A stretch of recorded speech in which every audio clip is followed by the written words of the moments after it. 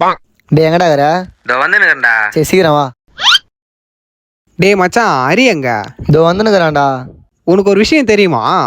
என்னடா? நம்ம ஹரி ஒரு பொண்ணை லவ் பண்ணால, அதான்டா சாந்தி. அது போய் கஞ்சா குடிக்க ஆகாஷ லவ் பண்ணான்டா. காலையிலே ஹரிய பஸ் ஸ்டாண்ட வச்சு பிரேக்கப் பண்ணிச்சு. ஹரி அது காலில் ஊந்து கத்துற கெஞ்சனான். அது சீனு கூட கண்டுக்கவே இல்லையே. அவன் அழறது எல்லாரும் பாப்பாங்கன்னு சொல்லிட்டு சீப்பா கவுந்தச்சு பத்து அழுகுறான்டா. டேய் வந்துட்டான்டா. கம்முற. நான் மச்சான் உனக்கு பிரேக்கப் ஆயிடுச்சாமே. ஆமா மச்சான், அதான் சொன்னேன்ல அந்த பொண்ணு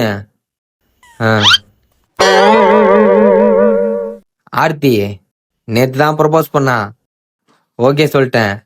அதனால தான் காலைல சாந்தியை பஸ் ஸ்டாண்ட்ல வச்சு பிரேக்கப் பண்ணிட்டேன்.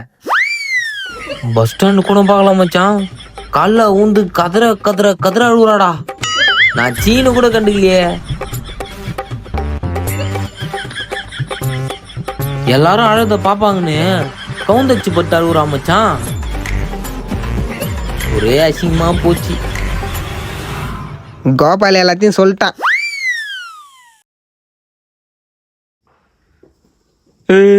விட்டு போயிட்டா மச்சான்.